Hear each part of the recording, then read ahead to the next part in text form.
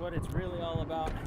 It's being able to close that door and walk away from your car, hitting the trail with confidence, knowing that you've got everything you need to make it a successful trip. I'm Woodglue. I'm at mile 400 on the Pacific Crest Trail, and I want to talk to you about what's in my backpack. Your backpack will keep you dry, keep you safe, keep you protected, and keep you fed. And all of that's very important to find your way back home. Prior to a backpacking trip, I'll always keep an eye on the weather forecast. I use mountainforecast.com, and this is a pretty good website for keeping an eye on the weather that's going to be on the peaks of the mountains around my trails. I go to the altitude of where I'm camping, and then it tells me, what the temperatures are going to be. So that's how I know what to pack, with my clothes, and also which sleeping bag I'm going to take. A lot of times using a normal weather app that's on your phone or a website for the city that's nearest to the trail won't work, because of the altitude that you're at is probably going to be a lot higher than where the city is, so the temperatures will be a lot different. It's really important that you have the right information headed out to the trail, because you don't want to wake up dead in the morning.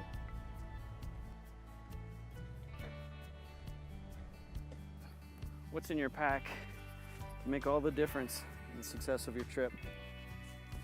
When I left for this backpacking trip, this pack weighed 24.8 pounds, and that included 2.5 liters of water. The pack itself weighs about 2 pounds. I'll show you what I carry in it. My Tyvek footprint from my tent.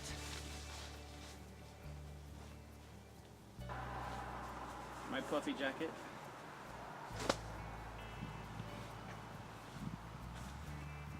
A rain jacket. And rain pants. This is my toiletry bag. I'll go more into that later on. I've shaved a lot of weight out of this. This is my food bag. I range about a pound of food per day, something like that. My cook kit. This is a Tarptent Mo Trail, and it's about 2 pounds. And this is a 2-person tarp tent. It's not freestanding. This is a klymit sleeping pad, and I'm not sure if this is the V2, but this has a really good thermal rating on it. I actually stay warmer on the pad than I do through my sleeping bag. These are my clothes, mostly my sleeping clothes. I'm wearing my hiking clothes. I'll wear these day after day, and then my sleeping clothes, the same thing. So I keep this stuff pretty clean, and then I'll hike in dirty clothes. There's also a change of socks and underwear and things like that. At night I swap this out. My hiking clothes go in here, and this is my pillow.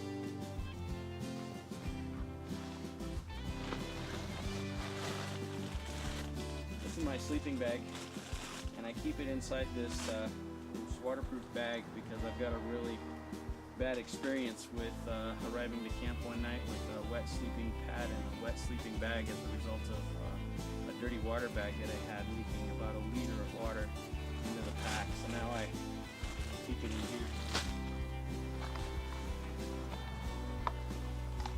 Empty water bottles.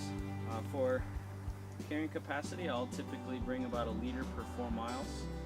Something like that. That's 1 liter every 2 hours at least. Of course, as the weather gets hotter or there's more incline, I'll bring more water. I have a tendency to suck down water pretty good on steep inclines.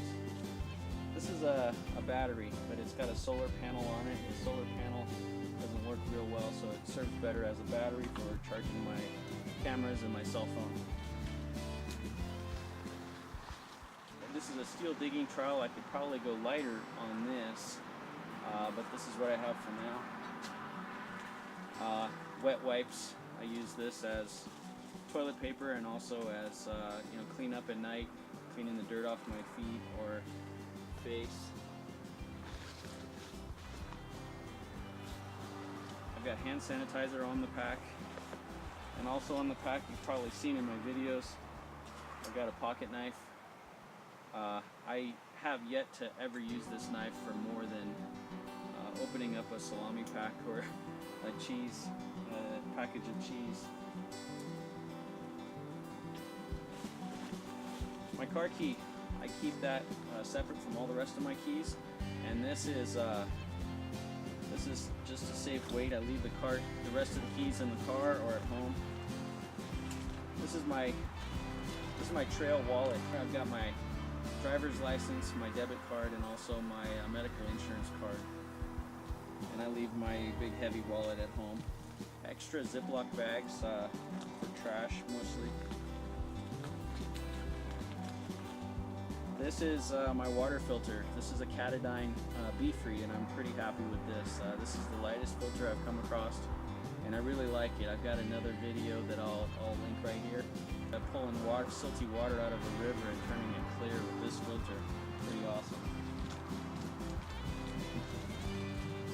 This is extra guy line. I bought some guy line for my Tarptent, and it's reflective, and I use this to hang my food bag if I'm in an area where I'm worried about rodents or mountain lions or something like that.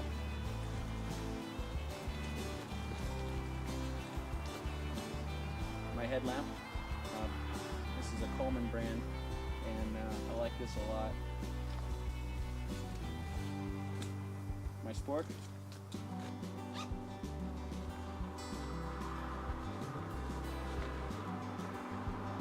This is my sun hat.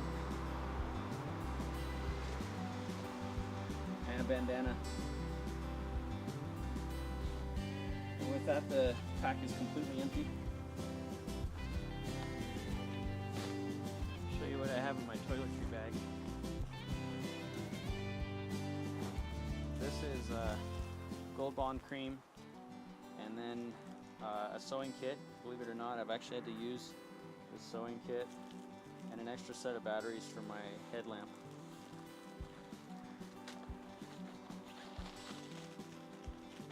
In here I have my toothbrush and toothpaste.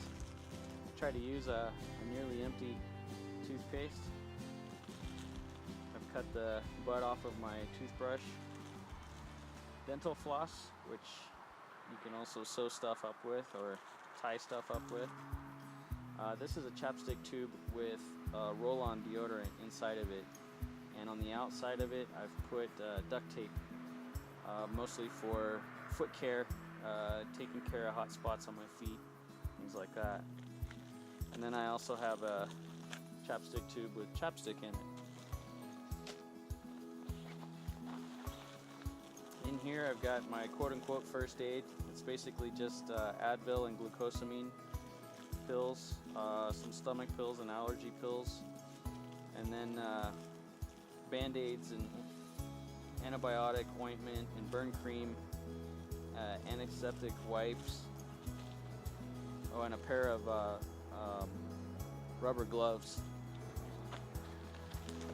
My food bag has evolved over the years, and this is pretty typical of a short hike.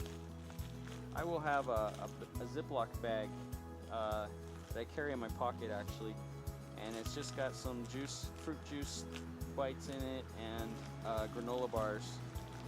And this will be my lunch. I don't stop and eat lunch. I walk while I eat this stuff, and that's worked out to be the best. This is tomorrow's pack that I'll carry in my pocket with the same granola bars and fruit juice packs. Dinner is typically chicken and rice. I will use pouch chicken. This is Tyson pouch chicken, and the Knorr Fiesta Sides Mexican rice. I like something that's got a little spice to it, and that works really well. Breakfast on the trail is just like a big breakfast bar, and I eat that after I roll up and leave out of camp. My cook kit is a cup, collapsible cup, and also I've got a Bic lighter and just a small backpacker's stove. You need a California campfire permit to have this stove. And it runs off of isobutane. And then I just heat my chicken and rice in this thing. The three most important things are your food, your clothes, and your shelter. And making sure that those are going to work with the climate that you're going to have. You know, if there's going to be rain, you know, make sure that your tent is waterproof. You want to have your rain gear, some sort of a poncho, pants, so that you can stay dry while you're walking. If you're not able to stay real dry while walking, then you can jump into your tent in the middle of the day and hunker down in there until the rain passes. Your food needs to have the right amount of calories to keep your protein levels up, and your clothes need to be heavy enough to keep you warm, mainly at nighttime. If you're hiking hard during the day, your body heat will keep you warm, and you won't need a lot of layers. But as soon as you bed down at night, you want to make sure that your sleeping bag and your clothes are doing its job to keep you warm. I use a fleece liner in my sleeping bag when I'm getting into cold temperatures, and this adds about 5 degrees of temperature rating to my bag. So if I put it in my 20-degree bag, I'm saying I've got a rating of 15 degrees on that sleeping bag tonight. And then of course my Tyvek goes on the outside of my pack. Usually it's dirty and sometimes wet.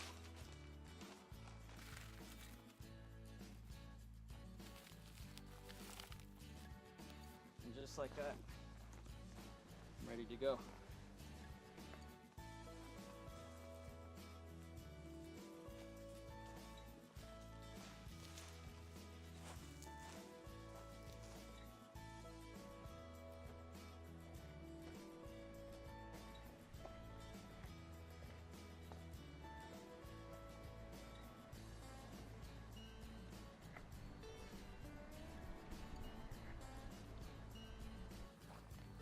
So that's my backpack.